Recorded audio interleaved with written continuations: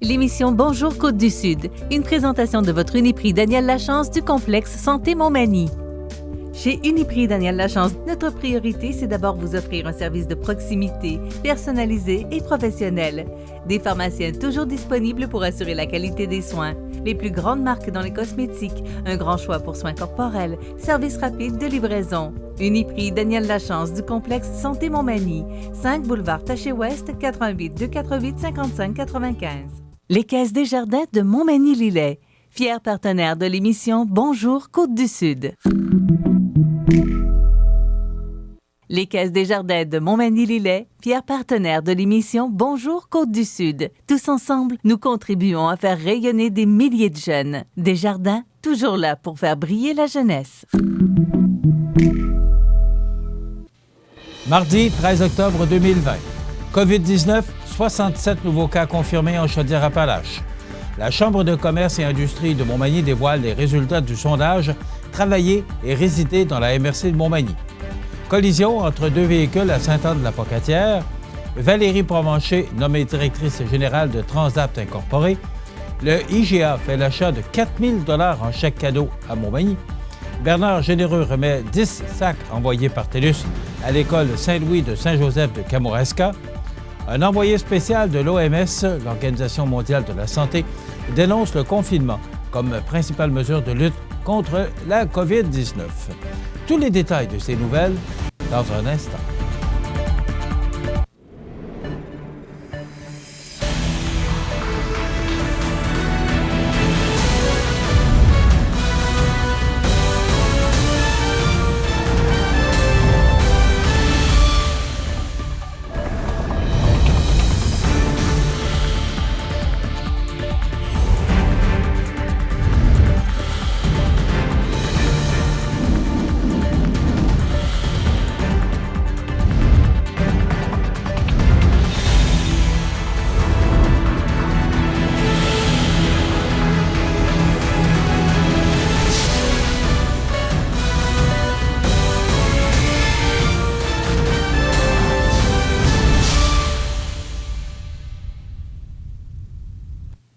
Bonjour, mesdames et messieurs. D'abord, voici les principaux éléments en lien avec la situation de la COVID-19. Il y a 67 nouveaux cas confirmés en Chaudière-Appalaches pour un total de 1 940 personnes infectées. 35 personnes sont hospitalisées, dont 5 en soins intensifs. Le total de personnes rétablies est de 1 333. Il y a 3 décès supplémentaires portant le nombre à 32 au total de décès. Une personne décédée résidait à la résidence Le Cristal et les 2 autres résidaient à domicile. Nous offrons nos sincères condoléances aux familles et aux proches de ces personnes et nous leur font part de notre soutien dans cette épreuve. Pour la MRC de Lillet, on compte 28 cas au total pour 21 cas de guéris de la COVID-19, ce qui se traduit par 7 cas actifs au final. En ce qui concerne la MRC de Montmagny, on dénombre 27 cas au total pour 24 guéris, donc 3 cas actifs actuellement. Voici les cas de la COVID-19 selon les endroits de la Chaudière-Appalaches. Pour les CHSLD, 3, résidences pour personnes âgées, 7, autres milieux d'hébergement, 5, autres milieux de soins, 6, écoles, 10, entreprises, 10, activités sociales et loisirs, 4. L'hôpital de Saint-Georges, on dénombre 6 cas actifs chez les usagers et 5 chez les travailleurs. À l'hôpital de Thetford Mines, on dénombre moins de 5 cas actifs chez les usagers et chez les travailleurs. À l'Hôtel-Dieu de Lévis, on dénombre 17 cas actifs chez les usagers et 21 actifs chez les travailleurs, ainsi que 2 décès cumulatifs. Au CHSLD de Sainte-Claire, aucun nouveau cas.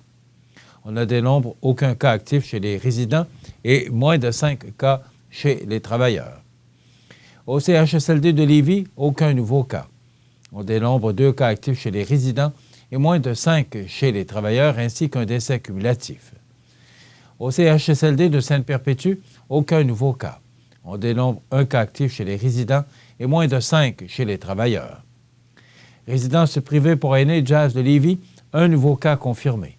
On dénombre 22 cas actifs chez les résidents et moins de 5 actifs chez les travailleurs, ainsi que 2 décès cumulatifs. Hôtellerie Nouvel Âge à Thetford, aucun nouveau cas. On dénombre 22 cas actifs chez les résidents et moins de 5 chez les travailleurs. Résidence privée pour aînés, Accès Santé Service Plus à Thetford, aucun nouveau cas. On dénombre 2 cas actifs chez les usagers et moins de 5 chez les travailleurs, ainsi qu'un décès. Résidence privée pour aînés, la Seigneurie de Lévis, aucun nouveau cas. On dénombre 12 cas actifs chez les résidents et 7 chez les travailleurs, ainsi que 3 décès cumulatifs. Résidence privée pour aînés, les Jardins Saint-Alphonse à Thetford, aucun nouveau cas. On dénombre 1 cas actif chez les résidents, ainsi que 3 décès cumulatifs. Résidence privée pour aînés, Jeanne d'Arc-Filion à Saint-Nazaire, aucun nouveau cas. On dénombre 3 cas actifs chez les résidents et moins de 5 chez les travailleurs, ainsi qu'un décès cumulatif. Ressources d'hébergement Le Cristal à Thetford, aucun nouveau cas. On dénombre 8 cas actifs chez les résidents et moins de 5 chez les travailleurs, ainsi que 6 décès cumulatifs. L'attraction et la rétention de la main-d'œuvre constituent un enjeu crucial pour les entreprises manufacturières et pour tout le développement économique du territoire de la MRC de Montmagny. Depuis plusieurs années, toutes les entreprises manufacturières du territoire sont confrontées à un manque criant de main-d'œuvre dans un contexte de population vieillissante et de forte concurrence. Dans cette foulée, la Chambre de commerce et d'industrie de la MRC de Montmagny a entrepris de sonder l'opinion de travailleurs sur la motivation et sur les moyens à prendre ou à envisager pour améliorer l'attractivité de la MRC de Montmagny, à la fois comme lieu de travail et de résidence, de mentionner Annie-Pierre Labrie, présidente de la Chambre de commerce et d'industrie de la MRC de Montmagny.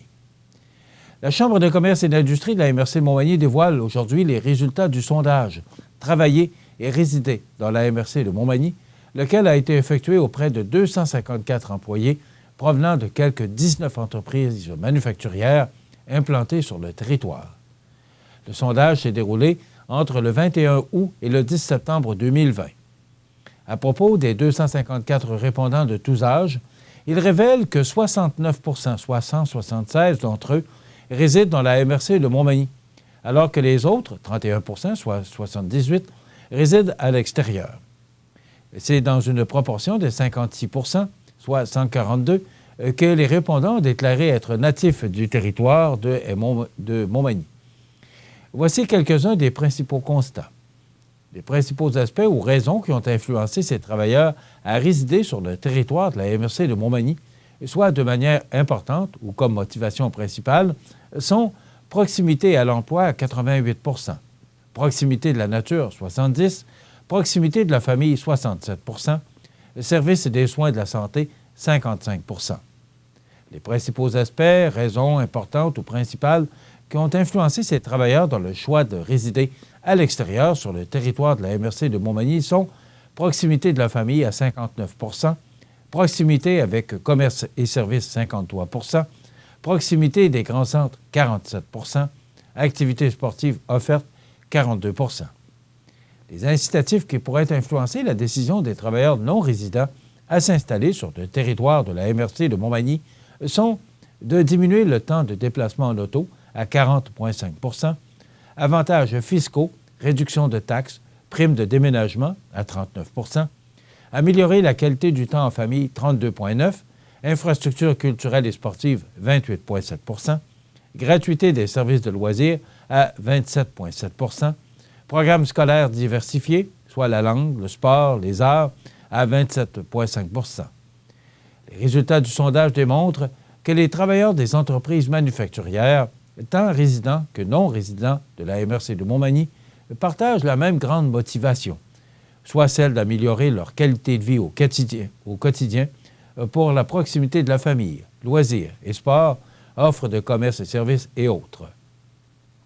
Ces résultats démontrent également que les incitatifs identifiés par les travailleurs non résidents sont multiples et que certains d'entre eux méritaient certainement qu'on s'y attarde. Comme les travailleurs représentent des personnes clés, voire indispensables pour la performance de nos entreprises manufacturières et notre économie régionale, il est nécessaire de travailler tous ensemble pour communiquer efficacement les attraits de notre région, explorer les incitatifs identifiés ou nouvelles opportunités et de poser les bons gestes pour influencer sérieusement de nouveaux résidents à s'installer dans notre région.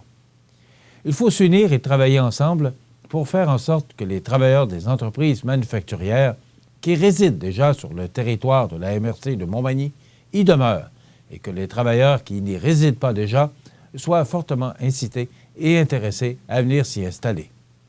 La Chambre de commerce et d'industrie de la MRC de Montmagny entend travailler en ce sens et souhaite partager les résultats de ce sondage avec les principaux intervenants du territoire, de conclure Marc Lorrain, directeur général. En continuité de ce sondage, la Chambre de commerce et d'industrie de la MRC de Montmagny a entrepris de consulter les dirigeants de ces entreprises au regard des priorités et projets de relance économique et les résultats seront connus bientôt.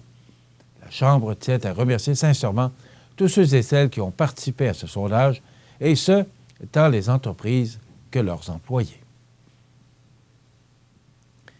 Vers 16 heures vendredi dernier, une collision entre deux véhicules a perturbé la circulation sur la route 230 à Sainte-Anne-de-la-Pocatière.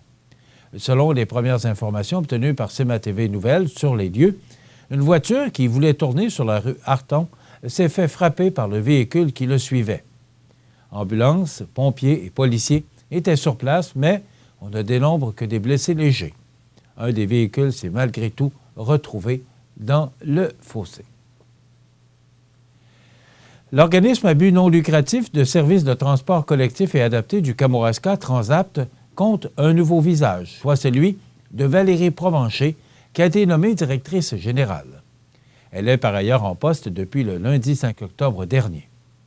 Forte de plus de 10 ans d'expérience en vente et prospection de clients au sein d'un chef de file en transport de passagers au Québec, Mme Provencher apporte une solide expertise. La fonction de direction générale de Transapt était vacante depuis plus d'un an suite au départ de Mylène Soucy. Michel Fortin, technicien en administration de la corporation, a été nommé directeur général par intérim en janvier 2020, fonction qu'il exerçait secondée par la répartitrice de l'organisme, Hélène Moreau. L'arrivée de Mme Provencher permettra donc à chaque membre de l'équipe de se concentrer sur ses mandats respectifs et à l'organisme d'être prêt et outillé pour relever les nombreux défis à venir. Rappelons que, depuis le début de la pandémie de COVID-19, en mars dernier, seul le volet transport adapté de Transapt a été maintenu, et ce, uniquement pour les déplacements essentiels, pour se rendre au travail ou à des rendez-vous médicaux. Les enjeux des prochains mois pour Transapt concernent notamment la promotion des modes de transport collectif et adapté en continuant à s'adapter au contexte pandémique et aux normes sanitaires. Les défis pour notre organisme ne manquent pas, particulièrement dans le contexte actuel. Aussi, nous sommes très heureux que Mme Provencher nous apporte sa précieuse expérience, son énergie et son regard neuf, a mentionné Benoît Piloteau, président du conseil d'administration de Transapt et maire de la municipalité de Saint-Onésime d'Ixworth. Fidèle à sa réputation d'employeur de choix, le magasin Coop IGA Extra est fier d'annoncer avoir fait l'achat de 4 000 $ en chèque cadeau Montmagny dans le cadre d'une campagne promotionnelle menée par la Société de développement économique de Montmagny. On en parle après la pause. Si vous avez des belles ventes et pas une scène dans le compte de banque, c'est probablement que vous payez du long terme avec du court terme. L'agilité financière, c'est important en période de crise. Parlez-en à votre CPA.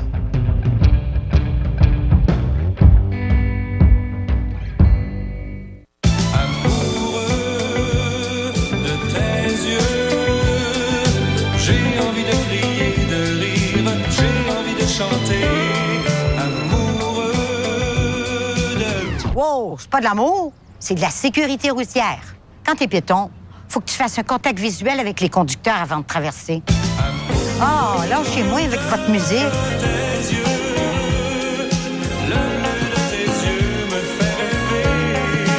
Vous regardez CMA-TV, le réseau d'information de la Côte-du-Sud.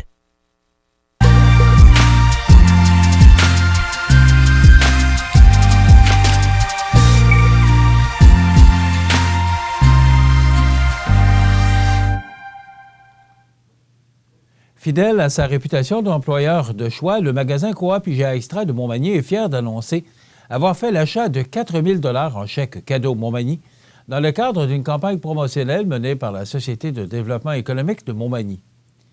Puisque le contexte sanitaire actuel l'oblige à annuler leur party de Noël, à l'instar de plusieurs autres entreprises, ces chèques seront remis aux membres du personnel du supermarché en guise de reconnaissance pour le travail effectué au fil de la dernière année. Rappelons que les chèques cadeaux Montmagny, échangeables dans tous les commerces et services de la ville de Montmagny, sont offerts en tranches de 10 $ et de 25 $. Tout comme le magasin Coop IGA Extra de Montmagny, les entreprises qui souhaitent faire des heureux et encourager l'économie magny-montoise peuvent se procurer les chèques cadeaux Montmagny en communiquant avec la Société de développement économique de Montmagny par courriel ou encore par téléphone au 241 55 55. Le député fédéral de la circonscription de Montmagny-Lillec-Kamouraska-Rivière-du-Loup, Bernard Généreux, a remis, le 24 septembre dernier, 10 sacs TELUS à Louise Pelletier, directrice de l'école Saint-Louis de Saint-Joseph de Kamouraska. La rentrée est un de mes précieux souvenirs d'enfance. L'odeur des cartables neufs et des crayons fraîchement taillés, la texture des nouveaux habits en laine et velours côtelé, la fébrilité de retrouver des copains s'est rappelé avec nostalgie M. Généreux. Depuis 2015 que le député local travaille en collaboration avec TELUS pour offrir une dizaine de sacs à dos remplis de fournitures scolaires permettant à des enfants d'avoir accès à du matériel de base pour prendre part à l'année du bon pied. Soulignons qu'en 2020, des masques réutilisables ont été ajoutés à la trousse pour favoriser la sécurité et la santé des tout-petits. Et enfin, selon le Journal de Québec, l'envoyé britannique à l'OMS, l'Organisation mondiale de la santé, le Dr David Nabarro, a dénoncé le confinement récurrent comme principale mesure pour lutter contre les remontées d'infection à la COVID-19, en précisant que cela pourrait entraîner un appauvrissement généralisé à travers le monde. Nous, à l'Organisation mondiale de la santé, ne préconisons pas le confinement comme la principale manière de contrôler ce virus, a-t-il déclaré samedi dans une entrevue avec le journaliste Andrew Neil du magazine anglais The Spectator. Les seules fois où nous croyons qu'un confinement est justifié, c'est afin d'acheter du temps pour la réorganisation, le regroupement et la calibration des ressources d'aider le personnel de santé et qui est exténué. Mais, en général, nous préférons ne pas le faire, a déclaré le Dr Nabarro. Le directeur général chargé du programme de l'OMS de gestion de situations d'urgence sanitaire, Mike Ryan, avait déclaré sensiblement la même chose lors d'une conférence de presse donnée la veille, vendredi, au siège de l'OMS à Genève. Ce que nous voulons éviter, et des fois c'est inévitable et nous l'acceptons, mais ce que nous voulons éviter, ce sont des grands confinements qui sont si pénibles pour les communautés, les sociétés et pour tous, avait-il alors déclaré lors de son entrevue avec The Spectator. Le Dr Nabarro a également pointé du doigt les impacts des mesures sanitaires sur l'industrie touristique et il a déclaré que les confinements de masse pourraient faire doubler les niveaux de pauvreté et d'insuffisance alimentaire chez les enfants à travers le monde dès l'année prochaine. C'est une terrible et épouvantable catastrophe en fait. Donc, nous en appelons aux leaders du monde à arrêter d'utiliser le confinement comme principale méthode de contrôle. Développer de meilleurs systèmes pour ce faire, a-t-il ajouté. Le confinement, selon l'OMS, est présenté depuis le début de la pandémie comme un outil pour lutter contre le virus. Mais ce dernier fait partie d'un plus large éventail de stratégies, incluant les 6 axes d'action suggérés par l'organisation en mars. Au mois de mai, la Dr Maria Van Kerkhove, responsable technique de la cellule chargée de la gestion de la pandémie à l'OMS, avait invité les gouvernements à travers le monde à ne pas penser le confinement comme une recette magique, en soulignant qu'il fallait en faire un usage plus précis et stratégique sans l'imposer à grandeur, mais localement. En entrevue avec Radio-Canada, publiée le 1er octobre, le Dr Nabarro avait dit être particulièrement impressionné par le travail du gouvernement canadien et surtout celui de la ministre de la Santé, en soulignant que le pays prenait les bonnes mesures pour faire face au virus. Voilà ce qui complète notre bulletin d'actualité pour aujourd'hui. Si vous avez des nouvelles à nous transmettre, vous pouvez le faire en communiquant avec notre salle des nouvelles au 418-241-1313, poste 226. Ou encore, vous pouvez nous écrire à nouvelles@cmatv.ca.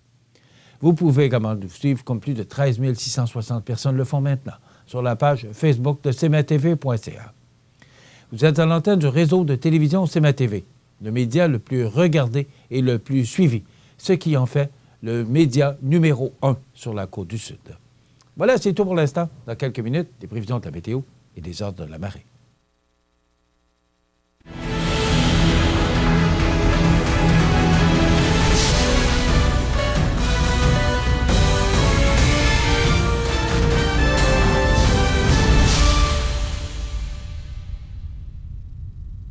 Les Caisses des Jardins de Montmagny-Lillet, fier partenaire de l'émission Bonjour Côte-du-Sud. Les partenaires suivants sont fiers de s'associer à cette portion de notre programmation.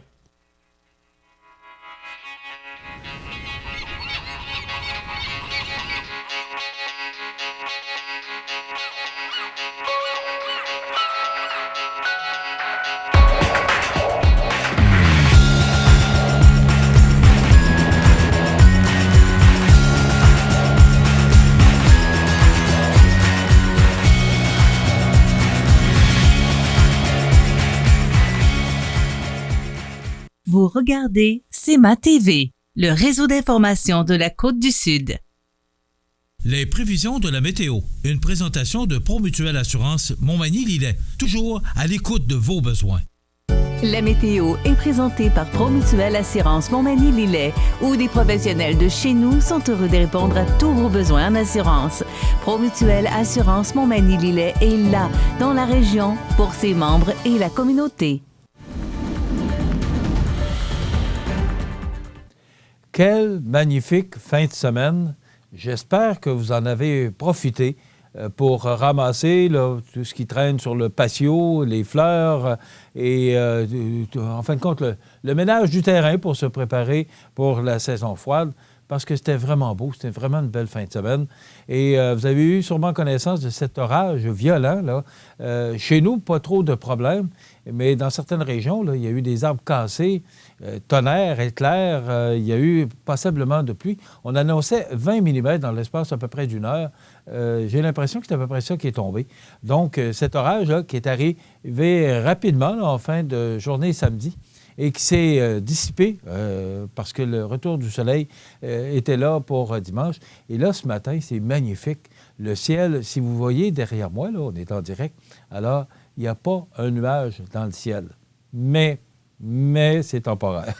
Regardons l'image radar de ce mardi 13 octobre. Eh bien, c'est une dépression là, qui se situe actuellement, là, c'est un peu passé les Grands Lacs, et ça se situe du nord au sud, et ça se dirige vers l'est, donc chez nous. Ça va nous atteindre au cours de la journée.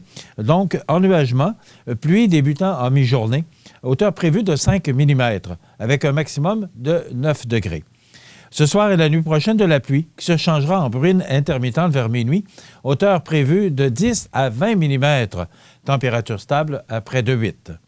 Demain, mercredi, c'est encore de la pluie. On parle de bruine intermittente, là. Ça va cesser au cours de l'avant-midi, et après quoi, le dégagement va s'effectuer pour nous apporter une alternance de soleil et de nuages avec des vents qui deviendront du sud-ouest à 20 km/h en rafale à 40 en mi-journée.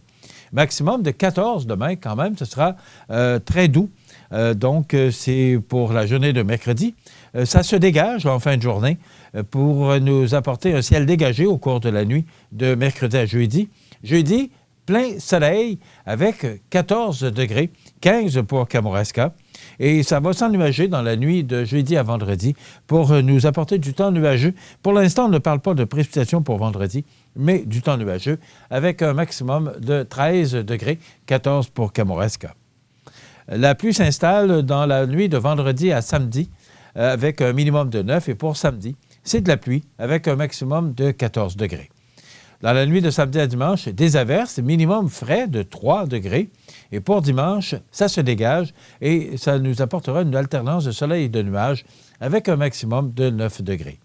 Pour lundi, nuageux avec 60 de probabilité d'averse et un maximum de 10 degrés.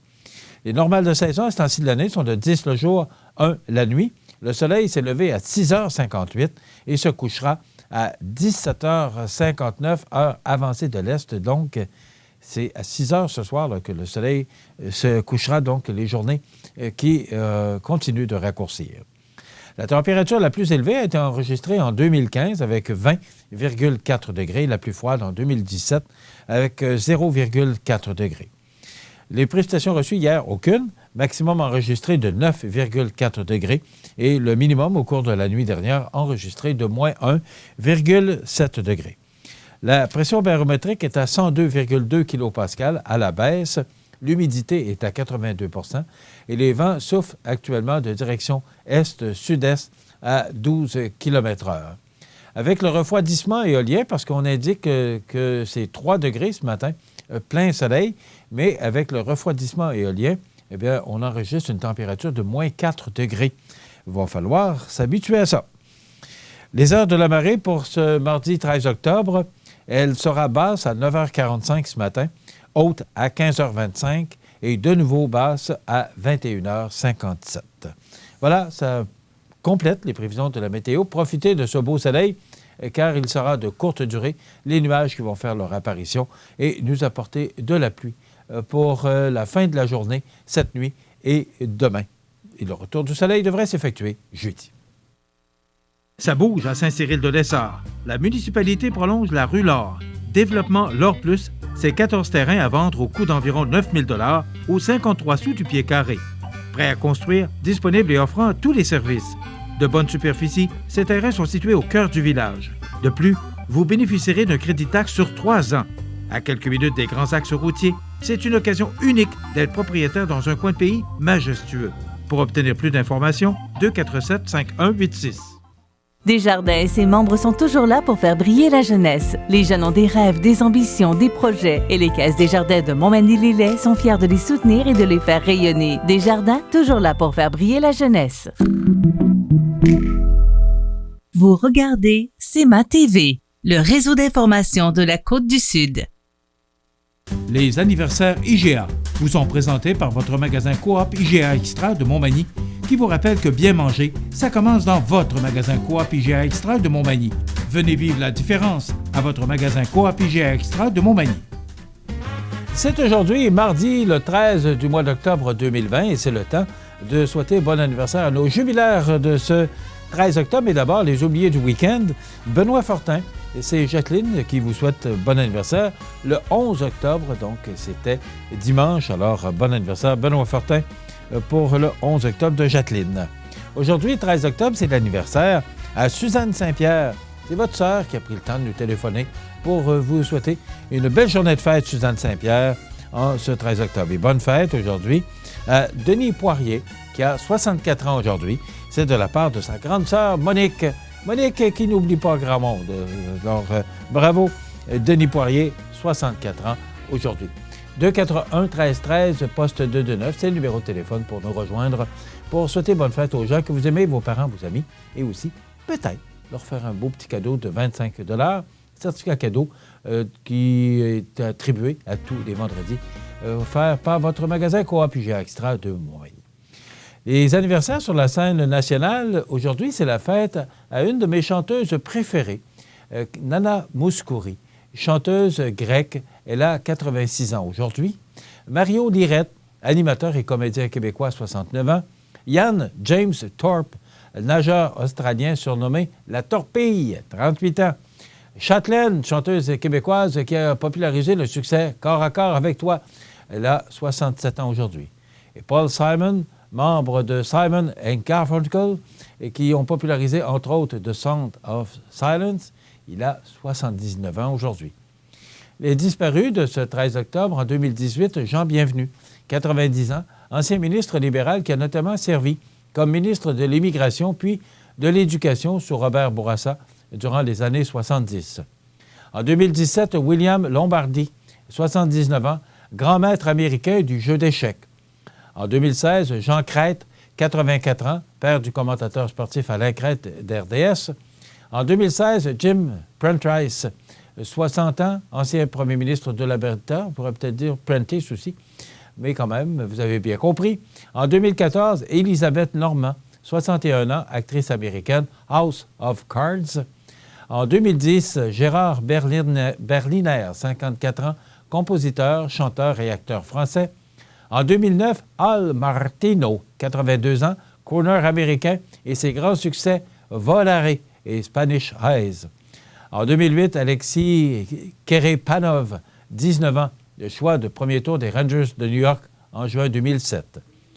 En 2008, Guillaume Depardieu, 37 ans, acteur français, fils de Gérard Depardieu.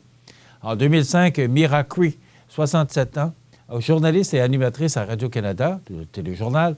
Et en 1974, vous vous souvenez sûrement de lui, Ed Sullivan, décédé à l'âge de 70 ans, légende de la télévision américaine du dimanche soir. C'est lui qui a présenté les Beatles et Elvis Presley. Dans quelques instants, on vous présente les Mardis Mallettes. Nathalie Dubé, maître Nathalie Dubé, qui sera là pour nous parler de « Que fait le notaire en immobilier ». Il y aura la chronique des offres d'emploi. On aura une entrevue avec Charles-Olivier Aymon. C'était la semaine de la prévention des incendies la semaine dernière. Donc, il est pompier préventionniste au service incendie de Montmagny. Il nous parle de la semaine de prévention des incendies qui s'est déroulée la semaine dernière. Il y aura la chronique La Pouponnière et les grands titres de l'actualité. Je vous souhaite donc une excellente émission. La clinique dentaire Montmagny, c'est un service complet de dentisterie. 4 dentistes, un orthodontiste, un maxillofacial. C'est aussi une équipe qualifiée d'hygiénistes, d'assistantes, désireux de répondre à vos besoins. La clinique dentaire Montmagny, 63 Taché-Ouest, 248-2175. Vous regardez CEMA TV, le réseau d'information de la Côte-du-Sud. Dans le cadre des Mardis Mallettes, CEMA TV vous présente la chronique juridique, une présentation du groupe Mallette, société de comptables professionnels agréés et de services juridiques. Je vous souhaite la bienvenue à nos Mardis Mallettes, parce que maintenant, c'est comme ça qu'on appelle nos chroniques du mardi, parce qu'on a les chroniques juridiques avec Maître Nathalie Dubé et Maître Gabriel Sanson, et maintenant, on a nos chroniques économiques avec Régent Lemieux, qui est comptable professionnel agréé ici chez Mallette. Donc, bonjour Maître Dubé. Bonjour. Vous allez bien? Oui, ça va bien. Oui. Aujourd'hui, on va parler que fait le notaire en immobilier? Moi, je trouve ça important parce que là, on sait que l'immobilier c'est fort actuellement. Oui, il y a une effervescence. Il y a une effervescence et l'immobilier, contrairement à ce que l'on croit, n'est pas seulement le 1er juillet. Donc, c'est maintenant tout au long de l'année et sous diverses formes. Donc, l'été, on a plus des chalets et tout ça. Et cet automne, on a beaucoup de gens qui achètent leur première maison, étant donné le contexte économique qu'on a vécu au printemps et en temps de pandémie, on va le nommer, là. Donc, ceux qui n'ont pas fait leur achat au printemps l'ont fait cet automne. Donc, l'immobilier, il ne faut pas croire que ça se passe tout le 1er juillet. Fait que je voulais vous parler de ça aujourd'hui parce que notre métier est souvent méconnu. On est perçu comme un mal nécessaire. Donc, je dois passer chez le notaire pour l'acquisition de ma propriété. Puis, il y a beaucoup d'étapes que les gens ne connaissent pas. Puis, justement, on va aussi, durant la chronique, afficher à l'écran une des publicités ou publicités informatives de la Chambre des notaires qui mentionne que fait le notaire en immobilier. Et c'est sous forme d'un iceberg. Donc, on voit au-dessus de l'eau, donc la petite partie, et en dessous, la grande partie de ce que le notaire fait dans une transaction immobilière. Parce que c'est pas, vous dites un mal nécessaire, mais c'est important parce qu'il y a de la recherche, il y a du travail. Oui. Le fait, c'est pas, on n'achète pas de maison comme ça, c'est que vous protégez les gens du futur parce qu'il pourrait y avoir toutes sortes de problèmes qui pourraient surgir si les recherches ne sont pas faites adéquatement. Oui, exactement. On travaille autant pour le vendeur que pour l'acquéreur. Donc, le notaire est une partie neutre. Donc, on doit travailler pour les deux parties, s'assurer que la transaction va se faire justement en sécurité pour l'acquéreur et pour le vendeur. Surtout aussi, depuis le 1er octobre, on a une obligation supplémentaire dans le cadre des dossiers immobiliers. On doit vérifier, on le fait Je dis supplémentaire parce qu'elle est plus réglementée depuis le 1er octobre. Donc, on a un formulaire de plus à vérifier pour ce qui est des résidents canadiens. Donc, quand vous allez passer signer un dossier chez votre notaire dans le cadre d'une transaction immobilière, vous allez voir, il y a un formulaire de plus. Vous avez déclaré si vous êtes résident canadien ou non, si vous allez habiter la résidence que vous achetez, la propriété que vous achetez, et signer le tout sur un formulaire du gouvernement du Québec. Même s'il y a la mention dans notre contrat notarié à l'effet qu'on fait une transaction avec des résidents canadiens ou non. Pourquoi c'est comme ça? Il mentionne que c'est pour fin statistique, mais on sait que lorsqu'il y a une vente par un non-résident, le notaire a la responsabilité de retenir les impôts sur la transaction pour le gouvernement fédéral et provincial. Donc, c'est tous des aspects dans le cadre d'une transaction immobilière que les clients ne voient pas. Donc, qu'on a comme responsabilité sur nos épaules et tout ça. Fait que c'est vraiment un domaine du droit qui est très spécialisé, mais qui n'est pas valorisé. Donc, pour l'acquisition d'une propriété, quand les gens nous appellent combien je dois budgéter pour faire mon acte hypothécaire et mon acte de vente, donc, tu sais, ça tourne aux alentours entre, là, c'est sûr qu'il y a plusieurs prix, là, mais en moyenne, entre 1 600 et 2 000 $. Là, les gens, c'est donc bien cher. C'est donc bien cher. Mettez un 20 à 25 heures de travail par dossier, divisez-le. Je ne veux même pas que vous le divisiez par 1 600 $ parce que les honoraires sont de 1 000 $. Le 600 $ supplémentaire, c'est des taxes, des frais d'enregistrement. Donc, ça vient, okay, c'est pas notre rémunération. Pas dans vos poches, là, non. C'est environ 1 000 $ d'honoraires. Sur le 1 000 $, il faut enlever l'impôt aussi dessus. Donc, il en reste pas tant. Et divisé par 25 heures. Et divisé par 25 heures toujours. Donc, il faut rendre ça, avoir de la relativité dans le prix aussi énoncé. Donc, une transaction immobilière, c'est souvent sous-estimé par les clients, tout le travail qu'il y a à faire. Fait que c'est pour ça que je voulais qu'on voit un peu ce qu'il y en est. Mais parlons-en justement du travail que vous avez à faire, parce qu'il y a quand même 21 étapes. Oui. C'est pas rien. Ça, c'est quand ça va bien. Oui, c'est ça. Ça, c'est quand tu ne découvrais pas que... Quand il n'y a pas de problème. Parce qu'il y a des terrains qui... parce que... Une petite servitude pas claire. Quand on achète des maisons neuves, aujourd'hui, c'est pas compliqué parce que les terrains sont bien définis. Oui. Mais il y a des transactions, il y a eu des études environnementales, de 50, 60 ans que vous devez découvrir des choses. C'est ça. Une petite servitude pas claire. Une petite servitude d'Hydro-Québec qui passe dans votre salon. Donc, des fois, on a ça. Des fois, on pense que des accès aux fleuves, des accès aux lacs, puis il n'y en a pas. Donc, des droits de chasse, donc qui sont rédigés en faveur de l'ancien vendeur, rester contre le lot ou juste pour le vendeur. C'est plein de choses comme ça qu'on doit s'assurer dans une transaction. Quand il y a des loyers, il faut vérifier si sont chauffés, éclairés, vérifier à Hydro-Québec si la facture elle est payée, s'assurer que justement les loyers sont payés aussi. Puis lorsqu'on achète une copropriété, donc un condo, c'est sûr que dans notre région, on n'en a pas beaucoup, mais c'est des vérifications supplémentaires et ça aussi, les lois ont changé cet automne. Il y a encore plus de vérifications à faire. Donc, dans le cadre d'une copropriété, il y a ce qu'on appelle une mensualité à payer au syndicat de copropriété qui comprend tous les frais communs. Donc, l'entretien du terrain, ce qu'on appelle aussi le fonds de prévoyance. Donc, ça, c'est les argents qui sont mis de côté pour réparer la toiture dans le futur, les fenêtres et tout ça. Donc, il faut vérifier pour l'acquéreur si la copropriété est en santé financière pour s'assurer qu'il est vraiment bien informé de ce qu'il achète. Parce que si j'arrive ou s'il y a eu aussi des travaux qui ont été budgétés dans la dernière année puis qu'il y a un apport supplémentaire à faire dans le fonds de prévoyance pour les copropriétaires, bien, il faut que mon acquéreur le sache. Pas qu'il arrive, il achète pour son condo pour 150 000, il y a sa mensualité de 200 $ qui va au syndicat de copropriété, puis tout d'un coup, quelques mois après, il arrive une facture, bien là, on avait voté l'année passée que tout le monde remettait 10 000 dans le pot pour faire les réparations prévues. Donc ça, c'est toutes des choses que le notaire vérifie.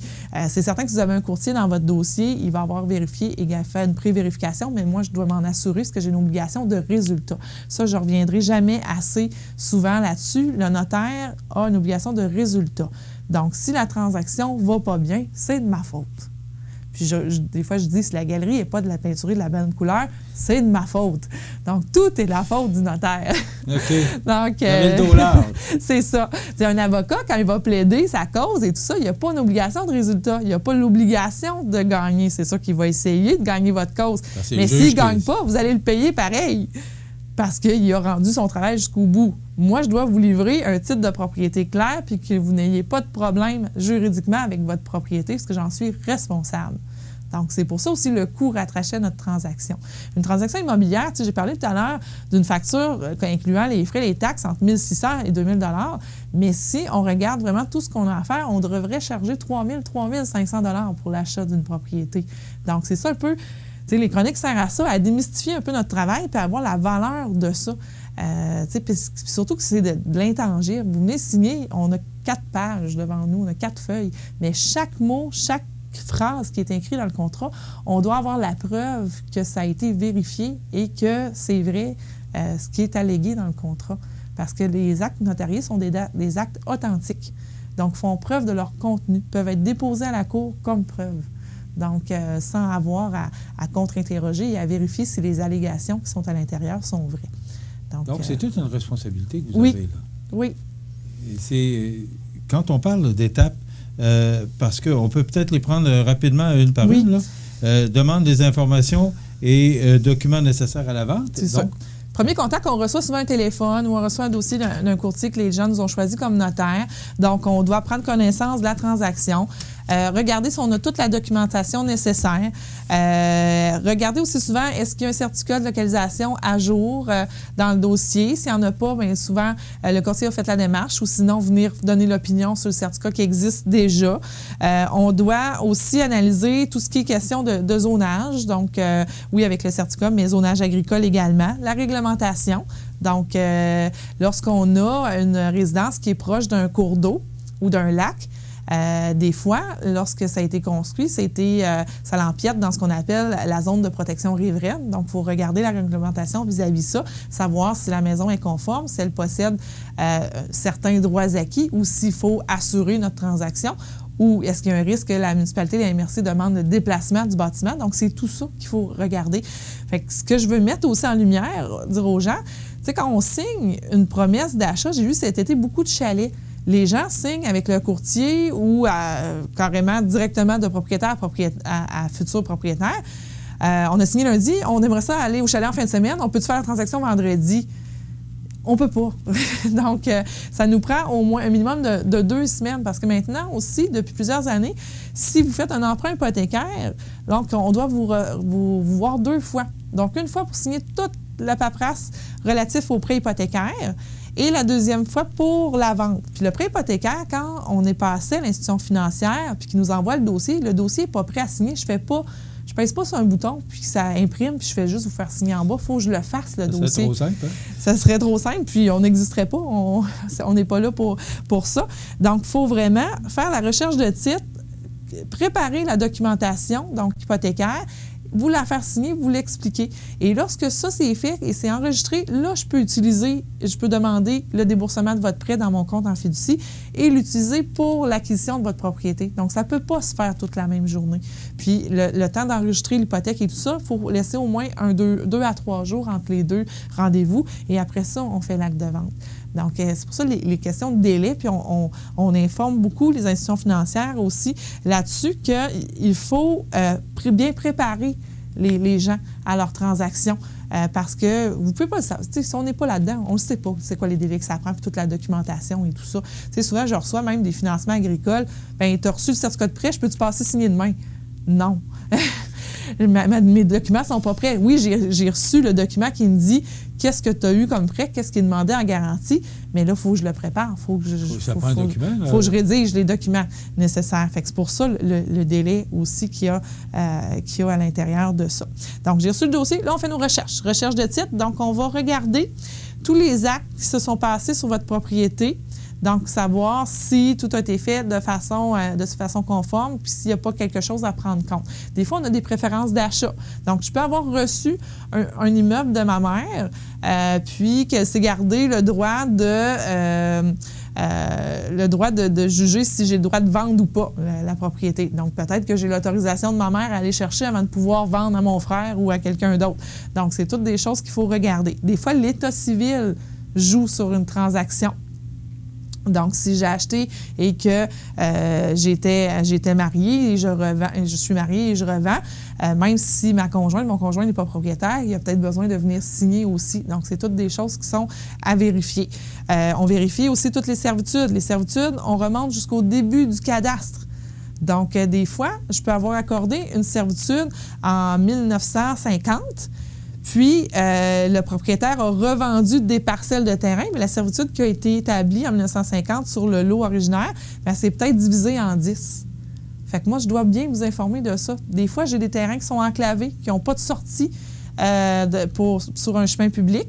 Puis, tout le monde passe toujours dans le même chemin et tout ça, mais j'ai peut-être pas de servitude. Des fois, si je suis enclavé, il faut que je vois si les règles de l'enclave s'appliquent ou si je suis mieux d'avoir une servitude pour venir consolider mon droit de passage. Des fois, j'ai une servitude, mais il manque un petit bout de chemin qui passe sur un autre voisin. Donc, j'ai eu ça aussi dans les terres à bois. Il faut vérifier tout ça. Fait que c'est pour ça qu'il faut prendre le temps. Je ne dis pas que ça prend des semaines et des mois à faire une transaction, mais on a besoin d'au moins 2 semaines. C'est un minimum, donc, là? Oui, c'est un Parce minimum. que ça dépend de ce que vous allez découvrir pendant votre recherche. C'est ça. C'est un minimum de 2 Oui. semaines. Puis il y a l'hypothèque, vous parliez Oui. de l'institution financière, mais il y a des rencontres que vous devez avoir avec vos clients Oui. s'il vous manque d'informations Oui, et la c'est recherche ça. que vous devez faire. Et moi, Oui. je retiens beaucoup, Maître Dubé, sur le fait du 600 $. Oui. Parce que moi, on va terminer avec ça, mais c'est ce que je retiens, c'est que oui, c'est vrai, on peut trouver que 1 600 ou 2 000 Mais c'est quand même beaucoup d'argent. Oui. Mais Mais là-dessus, quand on réalise que déjà 600 $ qui vont en taxes. Il y en a la moitié qui s'en va en taxes, impôts et tout ça. Là. Donc, vous devez, c'est une obligation de votre part de collecter ce 600 $-là. Oui, parce que c'est un frais d'enregistrement. Juste enregistrer une hypothèque au registre foncier, là c'est sûr que je n'ai pas les chiffres exacts, là, mais je pense que c'est rendu à 172 $. Déposer mon acte au registre foncier. Donc ça, c'est pas de l'argent, c'est qu'on appelle une entrée puis une sortie. Le registre foncier me charge 172 $, je vous charge 172 $. Donc, c'est pas... Vous ne faites pas de profit avec ça, là. Non, c'est seulement un frais dans le dossier. Fait que c'est pour ça que si vous prenez, là, le 1 000 $ d'honoraire, vous enlevez l'impôt dessus, divisé, il en reste peut-être 600, divisé par 20 heures, vous allez voir que le taux horaire n'est pas très élevé, là. Là, je parle en immobilier résidentiel, ces coûts-là. Merci beaucoup. C'est une chronique très intéressante. On apprend toujours des choses avec nos gens qui viennent nous informer de cette chronique juridique avec Maître Nathalie Dubé et Maître Gabriel Sanson. Merci beaucoup. Merci à vous. On se retrouve dans 2 semaines pour un autre sujet intéressant dans le cadre des Mardis Mallette. La semaine prochaine, nous aurons Régent Lemieux, qui est comptable professionnel agréé, il faut s'habituer, parce qu'avant ça, on disait CA, mais ça, c'est CPA. Alors, Régent Lemieux sera avec nous dans le cadre des Mardis Mallettes pour la chronique économique. La chronique juridique reviendra dans 15 jours. Voilà, ça complète. Dans le cadre des Mardis Mallettes, CMA TV vous présente la chronique juridique, une présentation du groupe Mallette, société de comptables professionnels agréés et de services juridiques.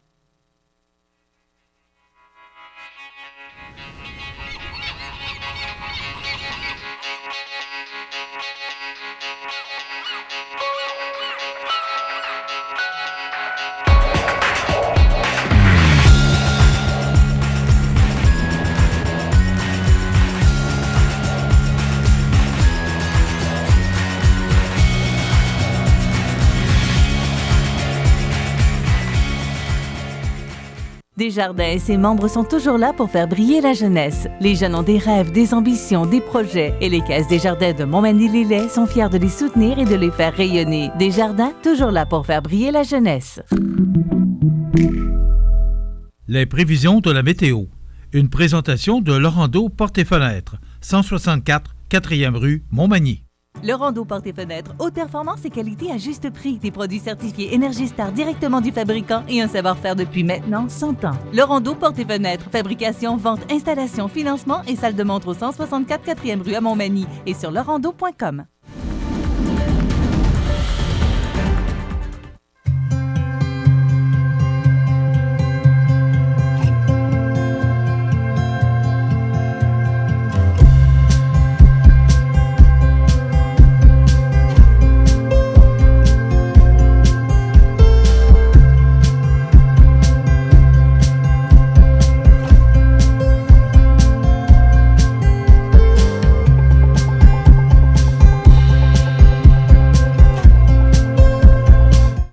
regardez CEMA TV, le réseau d'information de la Côte-du-Sud. Les partenaires suivants sont fiers de s'associer à cette portion de notre programmation. Solidarité Cancer est un volet très actif au sein du Centre d'action bénévole. Comme son nom l'indique, la mission de ce volet est de soutenir et de combler les besoins d'entraide, d'information, de formation, de sociabilisation et de partage des gens touchés par le cancer. La clientèle, composée de personnes vivant ou ayant vécu un cancer ainsi que leurs proches, habite sur le territoire desservi par le CAB, soit la MRC de Montmagny et la MRC de Lillet. L'offre de services est très diversifiée, en groupe ou en soutien individuel. Voici les principaux services. Les déjeuners d'amitié. Cette activité regroupe un grand nombre de participants. Ils sont offerts sur une base mensuelle à Montmagny, à Saint-Adalbert et à Saint-Jean-Port-Joli. Cette activité donne l'occasion aux participants d'échanger sur leur vécu, de partager leurs émotions et de transmettre un vent d'espoir aux participants qui sont en période de traitement. De plus, à chaque mois, un sujet différent est abordé pendant le déjeuner, soit par l'intervenante en lien avec le groupe ou par un conférencier. Des sujets aussi variés que la médication, le testament, le rire et l'activité physique sont présentés. L'éventail des sujets reflète les besoins et les intérêts des participants. Pour les gens en post-diagnostic et ou ceux en traitement, une intervenante va les rencontrer à leur domicile afin de s'assurer que leurs différents besoins en lien avec le cancer trouvent une réponse, que ce soit par le CAB ou en référant les gens au CLSC ou autres professionnels de la santé. De plus, l'intervenante leur présente les différentes sources d'aide financière et les aide à compléter les formulaires. Depuis 40 ans, le Centre d'action bénévole des MRC de Montmagny et de Lillet est un organisme voué à l'amélioration de la qualité de vie des individus et des groupes par le bénévolat. Le Centre d'action bénévole valorise ceux et celles qui désirent s'impliquer, répond à des besoins par divers services à la collectivité en développant de nouveaux groupes de bénévolat et assure des services directement à notre communauté. Le Centre d'action bénévole des MRC de Montmagny et de Lillet, à Montmagny 248 72 42. Pour les dames ayant besoin de prothèses capillaires, l'organisme offre un service de prêt au coût de 20 $ pour une année. Un autre service fort pertinent pour les gens ayant des traitements ou des rendez-vous médicaux, ils peuvent bénéficier du service d'accompagnement médical. À cet effet, un bénévole va chercher la personne chez elle, l'amène à son rendez-vous et demeure avec elle jusqu'au retour à la maison. De plus, lors des traitements reçus à l'hôpital de Montmagny, chaque patient reçoit un sac avec une couverture de polar. Cette attention se veut un moment de douceur et de chaleur que nous leur offrons pendant cette période exigeante. À noter, les couvertures sont brodées par des dames qui ont déjà vécu le cancer. En terminant, d'autres activités et services sont offerts durant l'année, tels que l'activité physique avec rythme santé, activité anti-stress, méditation, activité sociale. Le tout dans le but de toujours mieux répondre aux besoins des personnes concernées par le cancer. Ça fait 5 ans à peu près que je suis dans Solidarité Cancer. On ne parle pas seulement de la maladie, on parle de toutes sortes de choses comme on a des conférences avec certaines notaires, pharmaciens. Je me suis fait des liens, même que j'en ai des copines qui sont maintenant parties d'un autre côté, que j'ai pas d'adresse. Okay. Mais quand même, c'était agréable de côtoyer avec eux autres puis de parler de ce qu'ils avaient vécu. Ça a été une belle amitié. La chronique des offres d'emploi présentée par le Centre d'aide et de recherche d'emploi Montmagny-Lillet, le CAR, organisme à but non lucratif, à Montmagny, Saint-Fabien-de-Panay, Saint-Pamphile et Saint-Jean-Port-Joli, 418-248-9559 ou lecar.ca.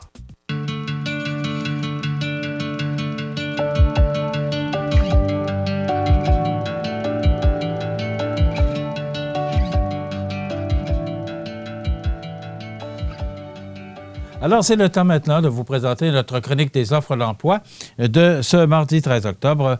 Vous rappelez d'abord que chez Amisco, Il y a actuellement plusieurs postes disponibles. Le taux d'embauche à l'usine est à partir de 18,28 $, quand même, 18,28 $ l'heure, c'est un bon début. Et pour rejoindre les ressources humaines de chez Amisco, eh bien, c'est rh@amisco.com. Ou encore, vous pouvez communiquer avec eux au 418-247-5025 si vous voulez obtenir plus d'informations. Donc, Amisco, une belle entreprise de Lillette qui est à la recherche de plusieurs personnes pour combler différents postes. Maintenant, pour la fonderie Poitras, une autre belle entreprise de chez nous, particulièrement la région de Lilley, qui vous offre des emplois pouvant commencer allant jusqu'à 20,63 $ l'heure, tout dépendant du poste offert. Donc, c'est une équipe dynamique, donc on le dit, ton équipe t'attend. Ça vous intéresse? Bien, électromécanicien, étudiant, préposé à la finition, planificateur à la production, superviseur de production, technicien en comptabilité, eh bien, cette offre d'emploi est pour vous. C'est intéressant. 247-5041 ou encore, vous pouvez faire parvenir votre curriculum vitae à carrière@fonderiepoitras.com. Vous rappelez également que cette chronique vous est présentée par le Centre d'aide en recherche d'emploi Montmagny-Lilley et que vous pouvez vous rendre sur le site ducar.ca, lecar.ca, pour voir des offres d'emploi des différentes entreprises de la région. Et aussi, vous rappelez que cet organisme peut vous donner un coup de main dans la recherche d'emploi, l'orientation professionnelle, coaching de carrière, services de placement. Donc, le CAR, c'est un accompagnement sans frais, équipe professionnelle, services personnalisés, 4 points de service pour mieux vous servir. Montmagny, Saint-Fabien-de-Panay, Saint-Pamphile et Saint-Jean-Port-Joli. 248-95-59, 248-95-59. Ça complète la chronique des offres d'emploi de ce mardi 13 octobre. La chronique des offres d'emploi présentée par le Centre d'aide et de recherche d'emploi Montmagny-Lilley, le CAR, organisme à but non lucratif, à Montmagny, Saint-Fabien-de-Panay, Saint-Pamphile et Saint-Jean-Port-Joli. 418-248-9559 ou lecar.ca. La résidence funéraire Boulanger vous propose une gamme complète de services personnalisés afin de répondre à tous vos besoins en matière de funérailles. Nous vous fournissons des installations de services innovants qui répondent en évolution des familles d'aujourd'hui. Nous prenons soin de vous afin que vous puissiez vous concentrer sur ce qu'il y a de plus important, votre famille, vos amis et vous-même. Salon funéraire adapté pour votre plus grand confort, grand stationnement et facilité d'accès. La résidence funéraire Boulanger, pour bien faire dans la dignité. Le réseau de télévision CMA-TV vous présente les avis de décès. À l'hôpital de Montmagny, le 7 octobre 2020, à l'âge de 64 ans, est décédée Mme Lucie Cloutier, conjointe de feu M. René Moreau. Demeurant à Lilley, elle était la fille de Mme Madeleine Pelletier et feu M. Yves Cloutier. Un grand merci à son amie de toujours, Francine Pelletier, pour son soutien et sa présence si précieuse auprès de Lucie.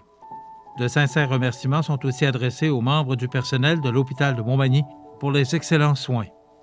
Vos témoignages de sympathie peuvent se traduire par un don à la Société Alzheimer Chaudière-Appalaches. Des formulaires seront disponibles au salon. Étant donné les circonstances actuelles liées à la pandémie, vous pourrez venir saluer les membres de la famille tout en respectant les mesures d'hygiène et de distanciation physique. Le port du masque sera obligatoire. Les membres de sa famille vous accueilleront à la résidence funéraire de la Durantaye Fils, 99 7e rue Lilley, mercredi, jour des funérailles, à compter de 9h30. Les funérailles avec Eucharistie seront célébrées le mercredi 14 octobre à 11h en l'église Notre-Dame de Bon Secours de Lilley, suivie de l'inhumation au cimetière paroissial de Lilley.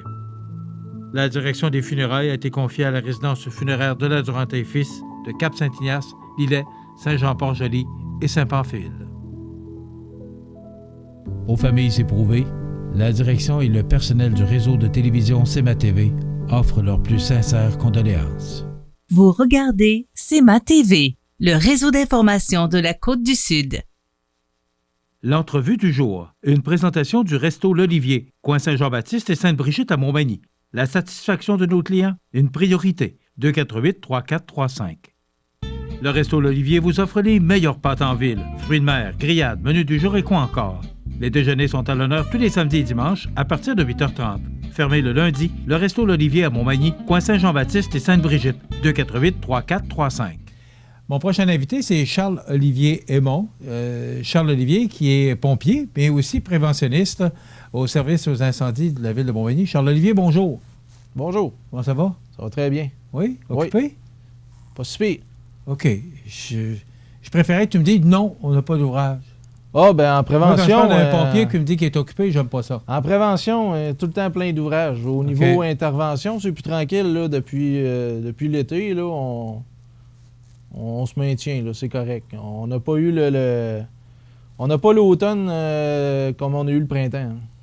Oui, ton directeur, Pierre Boucher, était venu nous voir à un moment donné, un matin. Oui. Parce que là, il y avait des incendies de toutes sortes. Puis là, à un moment donné, vous êtes des humains, vous n'êtes pas des machines. Oui. Alors, l'équipe était fatiguée. Puis là, Pierre Boucher nous disait, bien là, si nos équipes sont fatiguées puis qu'il y a un gros incendie, on va avoir un problème. Alors, il était venu nous parler un matin, durant la pandémie. Là. Alors, c'est une situation qui s'est régularisée par après. Et là, je suis content de t'entendre dire là, que tout est rentré dans l'ordre. Oui, c'est ça. Printemps, on a eu un gros rush, comme on dit. Là. Plusieurs interventions d'incendies de toutes sortes. L'été, ça a calmé le jeu un peu. Puis là, on a plus un rythme habituel. Là. Qu'est-ce qui fait sortir le plus les pompiers? C'est quoi quelle est la cause qui fait sortir le plus les pompiers à Montmagny? Évidemment, les alarmes incendies sont, on va dire, les types d'appels numéro 1 qu'on a. Malheureusement, on n'est pas les seuls. On dirait que à la grandeur de la province, c'est pas mal les appels que les services incendies ont le plus. Sinon, l'été, les vérifications feu ciel ouvert, un début d'incendie, champs, herbes, des choses comme ça. Sinon, l'hiver, feu de cheminée, c'est assez fréquent. On roule pas mal là-dedans. Là. C'est sûr qu'il y a des interventions. Quand tu parles d'alarme incendie, qu'est-ce que tu veux dire par alarme incendie?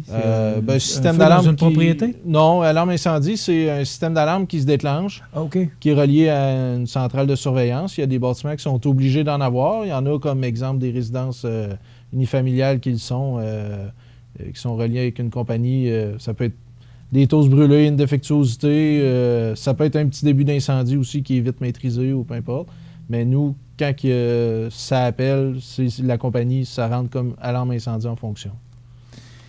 À partir du moment où vous avez une alarme incendie, est-ce que c'est la même pratique que pour n'importe quelle alarme? Est-ce que vous êtes obligé de partir un groupe de pompiers pour aller vous rendre à l'entreprise, la résidence? Oui.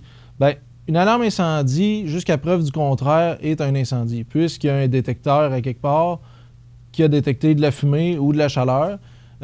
Nous, on a, face au schéma de couverture de risque qui est régi par le ministère de la Sécurité publique, des obligations de répondre avec un X nombre de pompiers dans un X nombre de temps, tout dépendant du niveau de risque du bâtiment, du secteur, etc. Il y a plusieurs facteurs à prendre en compte, mais oui, il y a un nombre minimal de pompiers et de ressources qu'on doit acheminer pour une alarme incendie. C'est régi, on va dire.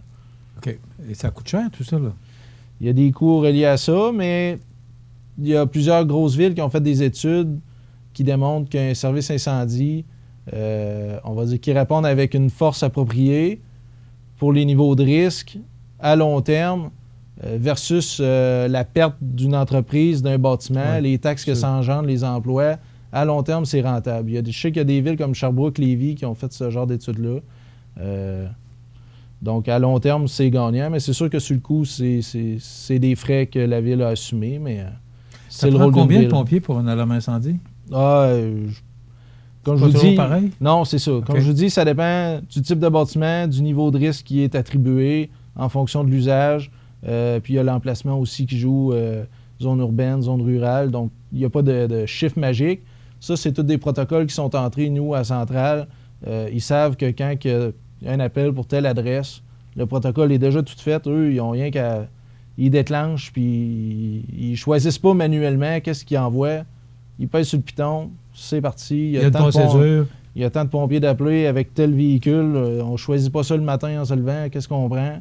C'est tout établi. Tel véhicule sort en premier, lui en deuxième, lui en troisième, etc. Même si, exemple, il y a un incendie, des alarmes subséquentes qui montent, c'est tout établi. Qu'est-ce qui s'en vient, qui, quoi. Fait que c'est assez structuré. OK. La semaine passée, c'était la semaine de la prévention des incendies. Oui, du 4 au 10. Et il y avait un thème. Oui. Le thème triennal 19-20-21, c'est le premier responsable, c'est toi. Le but étant de favoriser la responsabilisation des citoyens face à l'incendie, dans le sens que c'est eux qui sont les premiers à pouvoir prévenir un incendie à la maison. Et plus spécifiquement, cette année, le sous-thème relié à ça, c'est les distractions. Les distractions aussi, c'est un incendie sur 4 qui est causé... c'est un incendie sur 2 dans les résidences qui est causé 50%. Par une erreur ou une distraction. Ça peut être quelqu'un qui fait à manger, qui sort dehors parce que là, en fin de compte, le chien est en vie. Ça peut être les enfants, ça peut être tablette, cellulaire. Donc, on veut vraiment responsabiliser les gens. Il y en a des distractions, c'est pas ça qui manque. Non, c'est ça. OK. Et là, tu parles principalement comme un feu de cuisson ou... Oui, bien c'est ça. Comme je disais, 1 sur 2, c'est erreur ou distraction. Puis 1 sur 4 des feux qu'il y a dans les résidences, c'est dans la cuisine que ça débute. Donc, c'est le plus gros pourcentage de lieux où se débute un incendie, c'est la cuisine. Donc, c'est là qu'on met vraiment l'accent sur quand on fait à manger, de vraiment se concentrer sur ce qu'on fait plutôt que d'être distrait par toutes sortes de choses qui se passent autour. OK. Les autres, parce que là, on dit le premier responsable, c'est toi. Est-ce que vous axez principalement, vous avez axé votre semaine principalement sur la personne à la maison ou est-ce qu'il y avait d'autres aspects sur la semaine de la prévention? Bien, non, c'est principalement axé sur les gens, on va dire, les comportements.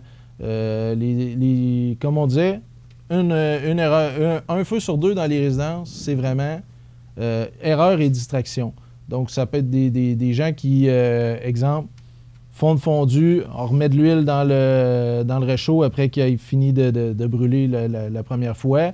Puis, vous savez comment ça se passe, un souper fondu, parle, genre, petit coupe de vin, puis là, on ne change pas le brûleur, on en reprend le même. Là, il est déjà chaud, on met de l'huile, puis ça allume instantanément. C'est une erreur. Une distraction, en fin de compte, on commence quelque chose sur la tablette ou sur le cellulaire, la télé, puis là, on oublie qu'on a de quoi qui est sur le four, puis là, on se vire d'abord, puis là, l'avertisseur de fumée sonne. Il y a un début de feu sur la cuisinière. Donc, on veut vraiment axer la semaine de la prévention sur responsabiliser les gens, que c'est eux les premiers intervenants pour la prévention des incendies. Pour qu'on mette le premier responsable, c'est toi. Oui. C'est parce qu'il y a encore beaucoup de négligence, de distraction à ce niveau-là. Pour qu'on décide de mettre le thème sur la personne elle-même. Oui, bien, il y a un comité qui est formé au ministère de la Sécurité publique qui se penche justement sur l'évaluation qui est faite là, à tous les 3 ans de qu'est-ce que les gens voient chez eux dans les services incendies. Donc, moi, j'ai été invité là-dessus pour cette campagne-là. Il y a des gens de tout horizon, Montréal, Sherbrooke, Lévis, Laval, Saint-Pascal, mon collègue qui est là aussi. Puis, vraiment, le ministère nous demande, vous, sur le terrain, c'est quoi vous voyez? Qu'est-ce qui cause les incendies? C'est sûr qu'eux, ils ont des statistiques, mais de parler avec nous, puis vraiment voir qu'est-ce qui se passe sur le terrain, quelles sont les circonstances qui font qu'il y a des incendies de résidence. Puis c'est là qu'on fait un genre de petit brainstorming.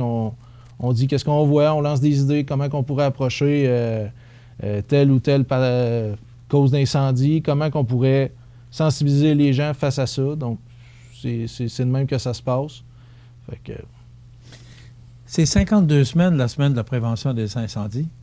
Oui. Mais particulièrement, la semaine dernière, c'était la semaine de la prévention des incendies. Pourquoi choisir cette période-là? Est-ce que c'est parce qu'on est près de l'hiver, les gens chauffent plus? Quelle est la raison? La croyance populaire, c'est ça, du fait que l'hiver approche, chauffage au bois, cheminée, mais non, ça... Malgré que ça tombe bien, ça n'a pas rapport avec ça. Ça remonte à 1871, le Great Chicago Fire, en français, le Grand Feu à Chicago, qui a détruit, je ne me trompe pas, des centaines de pâtés de maisons. Il y a eu 300 morts, puis 100 000 sans-abri, parce que dans le temps, on se souvient, les constructions étaient en bois, oui. Des toits de bois, etc. Donc, le feu se propageait. Ça s'est produit du 8 au 10 octobre. Donc, le 9 est la journée officielle pour la prévention des incendies. Donc, la semaine de prévention est tout le temps dans la semaine qui contient le 9 octobre. Ça résume bien. Oui. Tu vas rester avec nous? Oui. On a des conseils à donner parce que là, justement, l'hiver s'en vient.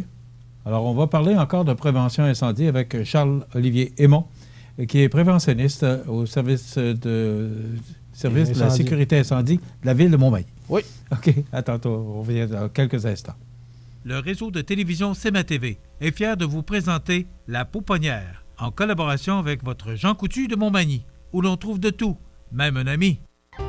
Santé, beauté, photo. Votre Jean Coutu de Montmagny, c'est tout ça et encore bien plus. Jean Thibault et toute son équipe du Jean Coutu de Montmagny sont fiers de s'associer à CEMA TV dans la présentation de La Pouponnière et profitent de l'occasion pour féliciter les heureux parents.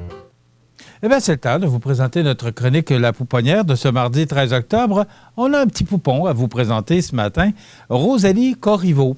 Les parents Cathy Dubé et Michael Corriveau, ils sont de Sainte-Apolline-de-Patten.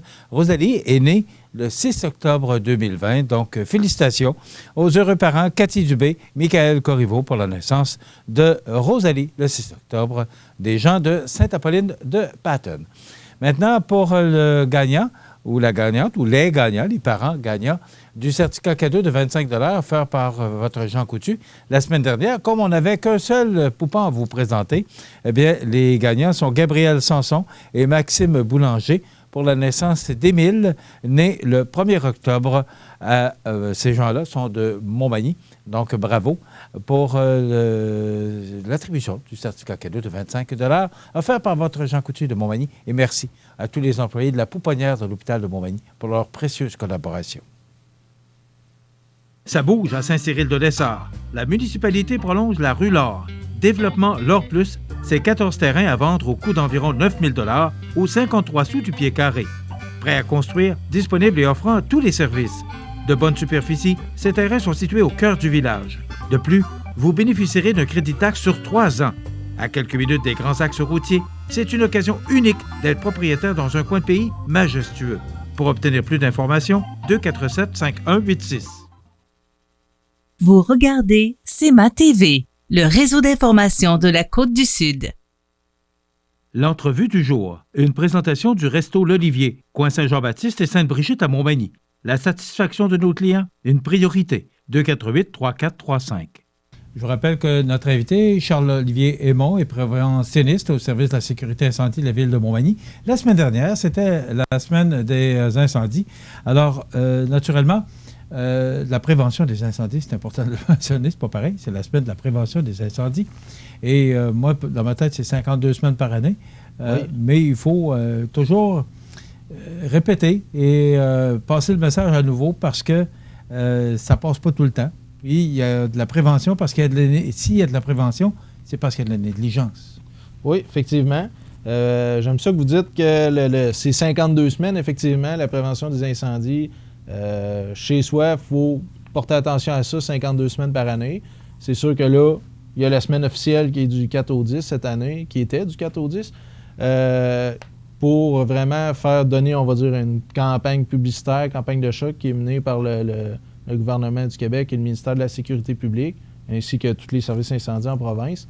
On met vraiment l'accent cette semaine-là sur donner des conseils, rappeler l'importance de l'avertisseur, etc.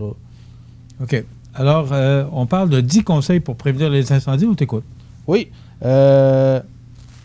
On a sorti, si on va dire, 10 conseils parmi toutes les choses qu'on peut trouver chez les gens qui sont principalement soit pour sauver les gens ou éviter un incendie.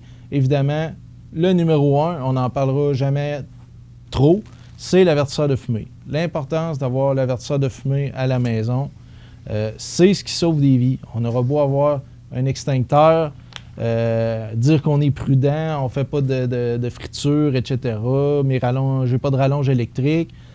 S'il y a un début d'incendie, l'important, c'est de s'en sortir en vie et c'est l'avertisseur de fumée qui fait ce travail-là. Parce que quand on dort, la fumée peut envahir une maison. On le sait, à cette heure, c'est 3 minutes pour évacuer en moyenne. 3 minutes, c'est pas long, hein? Non, c'est ça. Fait que c'est pas le temps de chercher ses pantoufles, comme on dit. Ouais. Donc, la fumée envahit rapidement les maisons maintenant, beaucoup plus qu'avant. On sait, à cette heure, les matériaux, c'est beaucoup synthétique, fait à base de pétrole ou tous des matériaux qui sont de composition chimique. Donc, la fumée est beaucoup plus dense et se répand beaucoup plus facilement et avec plus de chaleur. Donc, l'importance de l'avertisseur de fumée pour se réveiller en pleine nuit, c'est primordial. C'est le premier conseil. C'est le premier conseil. Comme je vous dis, l'avertisseur de fumée, les grandes lignes à retenir, c'est qu'il faut changer les batteries 2 fois par année. Au changement d'heure, c'est un bon indicateur. Il faut en avoir au moins un par étage. Donc, même si le sous-sol, il n'y a pas de chambre à coucher, il n'y a personne qui dort à l'étage ou en haut, peu importe, c'est un avertisseur par étage, puisque celui d'en bas, même si personne dort, on peut l'entendre en haut, ou en haut, on l'entend en bas, vice-versa. Puis, il faut s'assurer qu'il y a moins de 10 ans. OK? Beaucoup de gens pensent que l'avertisseur de fumée, c'est bon indéfiniment. J'ai brûlé des toasts la semaine passée, il a sonné, il est encore bon.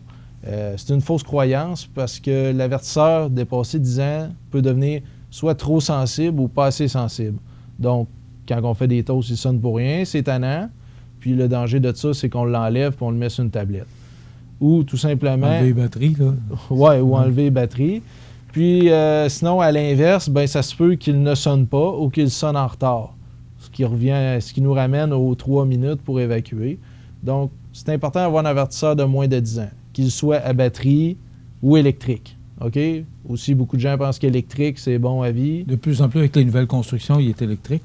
Oui, c'est ça. Il est électrique avec une batterie de secours, donc il faut penser de changer la batterie de secours aussi. Puis, électrique, c'est 10 ans quand même la durée de vie. Par contre, le petit plus qu'on a à cette heure, depuis quelques années, des avertisseurs avec une pile intégrée de 10 ans qu'on appelle. Donc, plus besoin de la changer 2 fois par année. La batterie est dedans à l'achat. On ne peut pas l'enlever. On ne peut pas en remettre d'autres. C'est 10 ans. Il fait la durée de vie. Puis quand il est fini, souvent, ça parle, la petite machine, où il va faire un son. Il va le dire, c'est terminé. Donc, on le remplace, on en met un autre. Tout ce qu'on a à faire, c'est le tester 2 fois par année plutôt que changer les batteries. Donc, pas besoin de monter dans l'escabeau sur une chaise puis risquer de se fouler une cheville ou peu importe. Il est là, on a 10 ans pour avoir la paix. C'est ça. Ça vaut la peine. Un brin plus cher, mais pas juste la paix, la tranquillité d'esprit. Oui, effectivement, c'est important. Deuxième conseil important qu'on peut donner, puis étonnamment, on en voit encore pas mal, les articles de fumeurs. Que ce soit dans la maison ou à l'extérieur, les articles de fumeurs, vous savez, les gens qui fument, on ne porte pas nécessairement attention où ce que c'est jeté. Puis on voit beaucoup de feux, début de feu dans des paillis, des pots de fleurs. Pots de fleurs accrochés sur la galerie qui prend feu, on va se coucher une petite dernière avant d'aller se coucher. On se couche, on éteint ça là-dedans, puis fin de compte, là, le feu pogne dans le pot de fleurs, monte sur la maison ou dans le paillis sur le long de la maison. Ou dans les divans, s'endormir avec, ou tout simplement l'échapper, on s'en rend pas compte. Donc ça, étonnamment, c'est encore une cause importante d'incendie, les articles de fumeurs. C'est important de mettre ça dans le cendrier. Donc, ensuite, les feux de cuisson, on n'en parle jamais trop non plus. C'est important, plutôt que d'utiliser une chaudronne, on prend une friteuse électrique, thermostatique, donc elle se régule automatiquement la température, pas besoin de jouer avec les ronds. Le plein d'évacuation. Une fois que l'avertisseur sonne, il faut savoir quoi faire. Se diriger à l'extérieur, c'est où qu'on va. Avoir 2 portes, c'est important, c'est minimum 2 portes. C'est pas tout le temps vrai. Il y a des exceptions là, avec des loyers ou peu importe, mais évidemment, c'est toujours bon d'avoir en tête 2 moyens de sortie. Déneiger ça l'hiver. Puis si on a des enfants, c'est important de planifier avec eux si l'avertisseur sonne, leur faire entendre le son, puis c'est qu'est-ce qu'on fait, où qu'on va. Cogner chez un voisin, pas revenir chercher son toutou préféré ou peu importe. C'est de quoi qu'il faut parler avec les enfants. Ensuite, l'électricité, évidemment.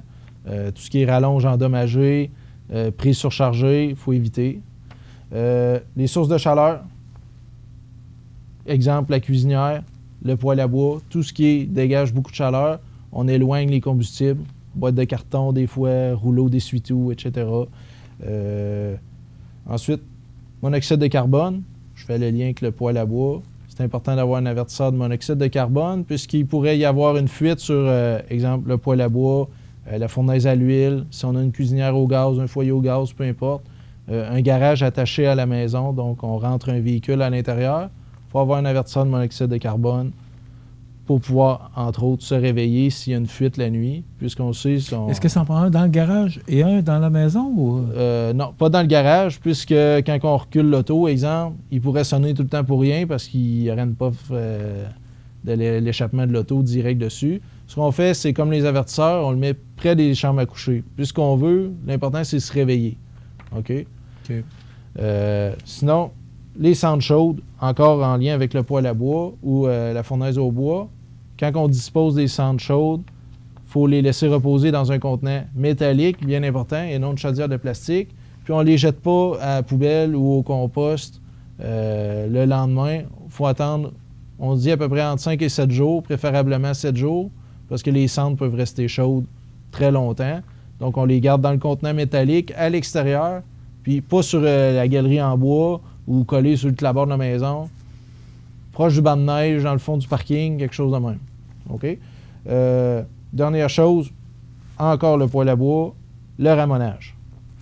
Important de ramoner sa cheminée, mais non seulement... Ça ne jamais assez. Hein? Oui, mais non seulement la cheminée, mais le tuyau qui sert à brancher le poêle ou la fournaise. Souvent, on a des débuts de feu de cheminée qui débutent dans le tuyau, mais il dit « j'ai ramoné ma cheminée », la cheminée est ramonée, mais le tuyau, s'il est encrassé, il débute dedans, puis ensuite, il monte dans la cheminée. Donc, on démange vraiment le tuyau qui relie l'appareil, on le brosse comme il faut, on nettoie son poêle, enlever les cendres qui sont accumulées, on est prêt à repartir pour un bout. C'est où que ça commence principalement? Est-ce que ça commence dans le tuyau qui raccorde le poêle à la cheminée ou c'est la cheminée? Ah, il y a tellement de facteurs, je dirais que c'est 50-50. Les cheminées qui sont à l'extérieur de la maison, souvent, vont être froides, créer de la condensation, va avoir du créosote, le feu va débuter là. Ou sinon, des fois, c'est juste le type de bois qui est utilisé, de la manière que la personne chauffe, le tuyau s'encrasse rapidement. Puis étant donné que c'est la première pièce d'équipement qui sert à évacuer la chaleur de l'appareil, bien, ça s'enflamme facilement là-dedans parce qu'il est tout près de la flamme. Fait que le créosote qui est dans le tuyau va s'enflammer. Puis le danger de ça, c'est que le tuyau, c'est pas épais comme une cheminée, ça dégage beaucoup de chaleur. Donc, s'il y a des pièces de plafond à proximité, un mur qui est, si on veut, la portion qui traverse le mur a été mal conçue parce que c'est vieux ou ça n'a pas été fait par un professionnel, bien, c'est ces portions-là qui peuvent s'enflammer à cause du feu qui est dans le tuyau ou dans la cheminée. Toujours intéressant et on n'entendra jamais assez parler parce que c'est toujours les mêmes choses dont on parle, ce sont toujours les mêmes conseils que l'on donne. Malgré tout ça, bien, il y a encore des incendies. On en voit moins chez nous, mais il y a encore des incendies mortels. Et moi, je déplore toujours ça à chaque fois. Un décès dans un incendie, c'est un décès de trop toujours. Normalement, c'est plus d'une 50aine par année au Québec qu'il y a des décès dans un incendie. Alors, ça vaut la peine de répéter le message. Oui. Merci beaucoup, Charles-Olivier. Préventionniste, donc je pense que son travail résume tout. Ce qu'on a à faire, c'est de la prévention. C'est important pour éviter d'être victime d'un incendie. Merci beaucoup, Charles-Olivier Aymon, c'est toujours intéressant. Voilà, Charles-Olivier Aymon, préventionniste au service de la sécurité incendie de la ville de Montmagny. Ça complète, on s'arrête.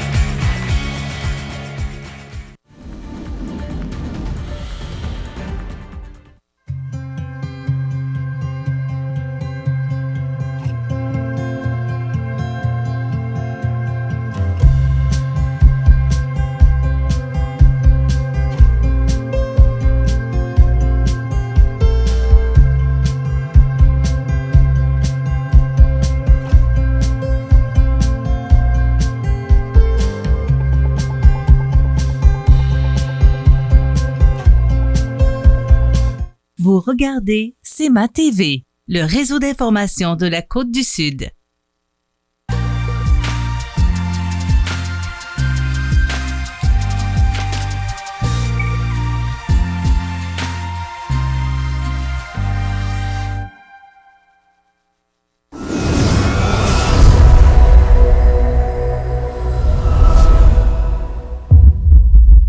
Alors, dans l'actualité de ce mardi 13 octobre, d'abord, vous rappelez qu'il y a 67 nouveaux cas confirmés en Chaudière-Appalaches, et plus particulièrement pour la MRC de Lillet. On compte 28 cas au total pour 21 cas de guéris, et ce qui se traduit par 7 cas actifs au final. Pour la MRC de Montmagny, on dénombre 27 cas au total, 27 guéris, donc 3 cas actifs actuellement. Alors, c'est chancelant, c'est des fois plus haut, plus bas. Là, ce sont les chiffres du 9 octobre parce que, bon, c'était congé en fin de semaine. Alors, on devrait avoir des chiffres beaucoup plus frais, nouveaux, pour le bulletin de nouvelles de demain. La Chambre de commerce et industrie de Montmagny, je trouve ça intéressant. Je ne sais pas si vous avez entendu durant le bulletin de nouvelles les résultats de ce sondage, travailler et résider dans la MRC de Montmagny. Donc, ce qu'on nous dit, c'est que c'est un sondage qui a été effectué auprès de 254 employés provenant de quelques 19 entreprises manufacturières implantées sur le territoire. Le sondage a été effectué du 21 août au 10 septembre dernier. À propos des 254 répondants de tous âges, il révèle que 69 76 d'entre eux résident dans la MRC de Montmagny, alors que les autres, 31 78, résident à l'extérieur. Donc, c'est quand même là, important. C'est 69 du monde qui travaille chez nous, qui reste ici, et 31 qui sont de l'extérieur. C'est dans une proportion de 56 soit 142, que les répondants ont déclaré être natifs du territoire de la MRC de Montmagny. Donc, ça veut dire qu'il y a beaucoup de monde qui viennent travailler, des gens de l'extérieur qui viennent travailler chez nous. Et Dieu merci, parce qu'on n'est pas plus fin que les autres. Hein? On a une population qui vieillit, les gens qui prennent leur retraite. Alors, il y a, oui, la relève, mais elle n'est pas suffisante. Alors, il faut aller chercher du monde à l'extérieur. Les principaux aspects ou raisons qui ont influencé ces travailleurs à résider sur le territoire de la MRC de manière importante ou comme motivation principale, proximité à l'emploi, 88 proximité de la nature, parce que c'est beau, notre région, 70 proximité de la famille, 67 et des services et des soins de la santé, 55 parce qu'on est gâtés avec notre centre hospitalier. Les principaux aspects, raisons importantes ou principales qui ont influencé ces travailleurs dans le choix de résider à l'extérieur sur le territoire de la MRC de Montmagny, proximité de la famille, 59 proximité avec commerce et services, 53 proximité des grands centres, 47 et activités sportives offertes, 42 Les incitatifs qui pourraient influencer la décision des travailleurs non résidents à s'installer sur le territoire de la MRC de Montmagny, c'est diminuer le temps de déplacement en auto, 40,5 avantages fiscaux, réduction des taxes, primes de déménagement, 39 améliorer la qualité du temps en famille, 32,9 infrastructures culturelles et sportives, 28,7 la gratuité des services de loisirs, 27 et programmes scolaires diversifiés, langue, sport, art, 27,5 Et ces résultats du sondage démontrent que les travailleurs des entreprises manufacturières, tant résidents que non résidents de la MRC, partagent la même grande motivation, soit celle d'améliorer leur qualité de vie au quotidien, proximité de la famille, loisirs et sport, offre de commerce. Donc, c'est un sondage très intéressant. Et demain, il y aura Marc Lorrain, directeur général de la Chambre de commerce, qui viendra justement nous donner tous les détails de ce sondage effectué récemment. Valérie Provencher, qui prend la direction générale de Transapt dans le coin de Saint-Onexime-d'Ixworth. Le IGA de Montmagny, qui achète 4 000 $ en chèques cadeaux à distribuer à ses employés parce qu'il n'y aura pas de partie de Noël cette année. Bernard Généreux, qui remet 10 sacs envoyés par TELUS à l'école Saint-Louis de Saint-Joseph de Kamouraska.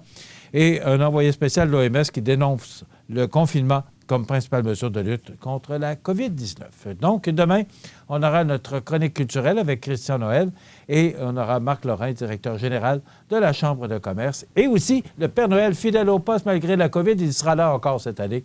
Bonne journée, à demain. Vous regardez CEMA TV, le réseau d'information de la Côte-du-Sud. Si vous avez des belles ventes et pas une scène dans le compte de banque, c'est probablement que vous payez du long terme avec du court terme. L'agilité financière, c'est important en période de crise. Parlez-en à votre CPA.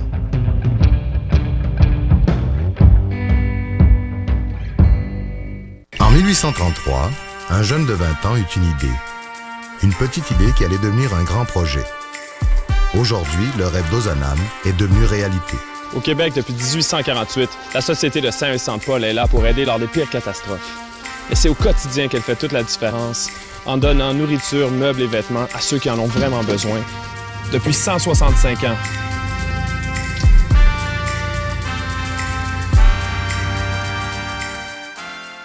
L'émission Bonjour Côte-du-Sud, une présentation de votre Uniprix Daniel Lachance du complexe Santé Montmagny. Service professionnel 88 248 55 95.